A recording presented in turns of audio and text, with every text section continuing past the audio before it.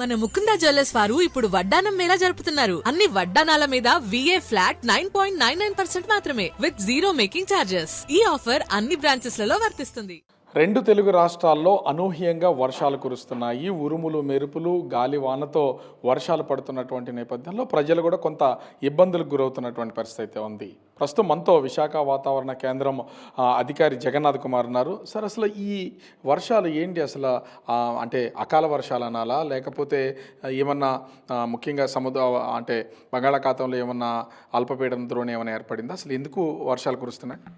ఇటువంటి వాతావరణం synaptic scale అంటే లార్జర్ స్కేల్లో ఉండదు, మీసో స్కేల్ అంటారు. అంటే ఒక చిన్న తక్కువ ఏరియాలో వేడిమితో పాటు అనుకూలమైన తేమ మరియు ఇన్స్టెబిలిటీ లేదా అస్థిరత వాతావరణంలో కన్వర్జెన్సు ఇటువంటి ఉన్న చోట్ల ఎండతో పాటుగా ఉరుములు మెరుపులతో కూడిన వాతావరణంతో పాటు ఈదురుగాలులు కూడా వీచే అవకాశం, కొన్ని చోట్ల వడగళ్ల వాన పడే సందర్భం ముఖ్యంగా ఈ వేసవి కాలంలో ఉంటుంది. అంటే అప్పుడే వర్షం కురుస్తుంది, అప్పుడే ఎండ వచ్చేస్తుంది. వాతావరణం ఏమి అర్థం కానటువంటి పరిస్థితులు అయితే ప్రస్తుతం రెండు తెలుగు రాష్ట్రాల్లో నెలకొన్నాయి. అసలు కారణం ఏదై ఉండదు? దానికి ఇందాక మీకు చెప్పుకున్నట్లుగా వేడిమి లేకపోతే ఇటువంటి వాతావరణం ఉండదు. సాధారణంగా వేసవి కాలంలో వేడిమి వాతావరణం ఉండటం సర్వసాధారణం. అయితే అనుకూలమైన పరిస్థితులు మీకు చెప్పినట్లుగా కన్వర్జెన్సీ కానీ అభిసరణం అంటారు, మరియు తేమ, తరువాత ఈ ఇన్స్టెబిలిటీ లేదా అస్థిరత, లిఫ్టింగ్ అంటే పైకి గాలిని తీసుకెళ్లే ఒక రకమైన వ్యవస్థ ఉన్నట్లయితే ముఖ్యంగా కొన్ని చోట్ల ఉరుములు మెరుపులతో కూడిన వాతావరణం ఉండే అవకాశం ఉంటుంది. ఈ ఉరుములు మెరుపులు ఎండ ఉండే ఈ సీజను ఇవి అసాధారణమైతే కాదు. మీరు మీడియాలో ముఖ్యంగా అకాలము అని అంటారు. ఇది అకాలం కాదు. ఈ కాలంలో అన్ని రోజులు ఉండకపోయినా కొన్ని రోజులు ఇటువంటి వాతావరణం ఉండే అవకాశం ఉంటుంది. ఏమైనా ప్రస్తుతం బంగాళాఖాతంలో కానీ అరేబియా సముద్రంలో కానీ ఎక్కడన్నా ఉపరితల ఆవర్తన ద్రోణులు ఏమన్నా ఏర్పడినాయో వాటి ప్రభావం ఏమన్నా ఉందా? అసలు సముద్రంలో కాదు కానీ భూ ఉపరితలం మీదనే ముఖ్యంగా ఉపరితల ఆవర్తనాలు ద్రోణులు ఉంటాయి. ఈ టైంలో ఈ ల్యాండ్ మాస్లో మన ఈ సౌత్ పెనిన్సులర్ ఇండియా అంటారు, ఈ దక్షిణ ప్రాయద్వీపంలో మీకు ఒక విండ్ డిస్కంటిన్యూటీ, గాలి యొక్క అవిచ్ఛిన్నత ఉంటుంది. ఆ విండ్ డిస్కంటిన్యూటీ అంటే రెండు వేర్వేరు దిశల్లో వీచే గాలులు ఒక కోతలాగా ఉండి ఆ ఏరియాలో థండర్ స్టార్మ్స్ ఉంటాయి. ఆ లైన్ గుండా, ఆ లైన్కి రైట్ సైడ్ థండర్ స్టార్మ్స్. ప్రస్తుతం ఆంధ్రప్రదేశ్కి సంబంధించి ఏ జిల్లాల్లో వర్షాలు కురిసే అవకాశం ఉంది? ప్రస్తుతానికి ఇప్పుడున్న పరిస్థితుల్లో కృష్ణా మరియు పశ్చిమ గోదావరి, ఎన్టీఆర్, పల్నాడు, చిత్తూరులో 1-2 చోట్ల ఉరుములు మెరుపులతో కూడిన వాతావరణం ప్రస్తుతానికి కొనసాగుతుంది. కనిపిస్తున్నటువంటి ఈ రెడ్ మార్క్స్ ఏవైతే ఉన్నాయో ఇవన్నీ వర్షాలు కురిసే ప్లేసెస్. వర్షాలు ముఖ్యంగా ఉరుములు మెరుపులు ఉండే ప్రాంతాలు. ఇక్కడ క్లౌడ్ నుంచి భూమికి అంటే మేఘం నుంచి భూమికి కానీ మేఘం నుంచి మేఘం కానీ లైట్నింగ్ డిశ్చార్జ్ అనేది జరుగుతుంది. ఈ విధంగా ఈ విద్యుత్ వలయంలో ఇది భూమిని చేరినట్టయితే అది లైట్నింగ్ అంటారు, దానినే మెరుపు అంటాం.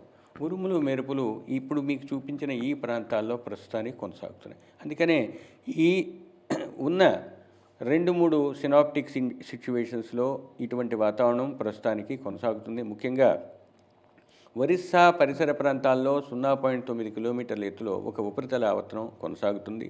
ఈ ఉపరితల ఆవర్తనం మీదుగా గల్ఫ్ ఆఫ్ మన్నార్ వరకు, అనగా తెలంగాణ, తమిళనాడు, అంతర్గత తమిళనాడు మీదుగా ఒక ఉపరితల ద్రోణి కూడా కొనసాగుతుంది. మరియు సముద్రం నుంచి సవ్య దిశలో తేమతో కూడిన గాలులు కూడా రాష్ట్రం పైకి వీస్తున్నాయి. ఈ కారణాల వల్ల ఈరోజు రేపు ఉత్తర దక్షిణ కోస్తా జిల్లాలు, రాయలసీమల్లో 1-2 చోట్ల తేలికపాటి నుంచి మోస్తరు వర్షాలు, ఉరుములు మెరుపులు కొనసాగే అవకాశం ఉంది. 3వ రోజు తేలికపాటి జల్లులే 1-2 చోట్ల వీచే అవకాశం ఉంది. అంటే ఒక్కసారిగా గాలి, విపరీతమైన గాలి కొన్ని అంటే కిలోమీటర్ల వేగంతో వస్తుంది. దీనివల్ల ఇప్పుడు మామిడి రైతులు కానీ జీడి రైతులు కానీ కొన్ని ఇబ్బందులు వచ్చే అవకాశం ఉంటుంది. అసలు గాలి వేగం ఎంత ఉండే అవకాశం ఉంది? మీరు కూడా చాలా కాలాల నుంచి చూసే ఉంటారు, మీ చిన్నప్పటి నుంచి కూడా. ఈ కాలంలో మామిడి పళ్ళు పడిపోవటం, ఆ టైంలో గాలులు వేయటం, తరువాత వడగళ్ల వాన వల్ల కూడా పాడవటం చూసే ఉంటారు. ఇది ఈ సీజన్లోనే జరుగుతుంది.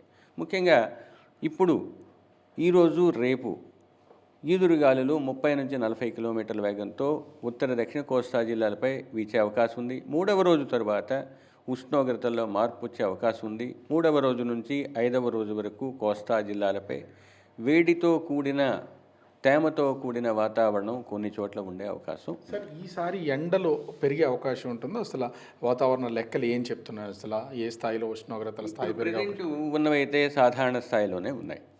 ఇంకా గత కొన్ని రోజులుగా చూసినట్లయితే మన రాష్ట్రం మీద సాధారణ స్థాయి కన్నా దిగువగా ఉన్నాయి.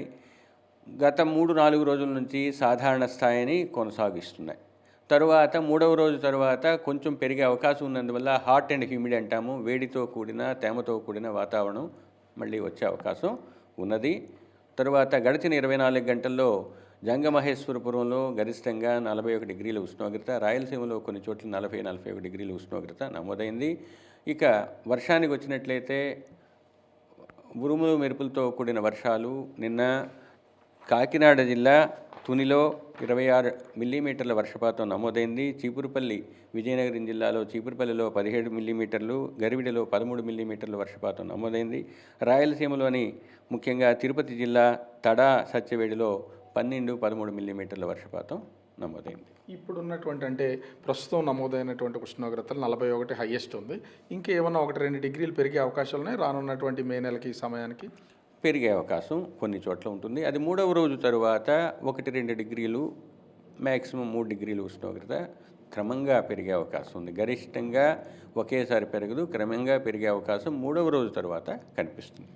అంటే ప్రస్తుతం అటు ఒరిస్సా ఆ తీరంలో దాదాపుగా 9.5 కిలోమీటర్ల ఎత్తులో ఒక ఉపరితల ఆవర్తనం కొనసాగుతుంది. దాని ప్రభావంతో ముఖ్యంగా ఆంధ్ర తెలంగాణతో పాటు తమిళనాడు, కర్ణాటక ఈ ప్రాంతాల్లో చెదురుమదురుగా వర్షాలు కురిసే అవకాశం ఉంది. ఆంధ్రప్రదేశ్కు సంబంధించి ముఖ్యంగా అటు ఉభయ గోదావరి జిల్లా అంటే ఉత్తర దక్షిణ కోస్తాలతో పాటుగా రాయలసీమలోని పలు జిల్లాల్లో చెదురుమదురు వర్షాలు కురుస్తాయి. వీటితో పాటుగా ఈదురుగాలు మెరుపులు వీచే అవకాశం ఉన్నటువంటి నేపథ్యంలో కొన్ని జాగ్రత్తలు తీసుకోవాలని విశాఖ వాతావరణ కేంద్రం అధికారి జగన్నాథ్ కుమార్ చెప్తున్నటువంటి పరిస్థితి కనిపిస్తోంది.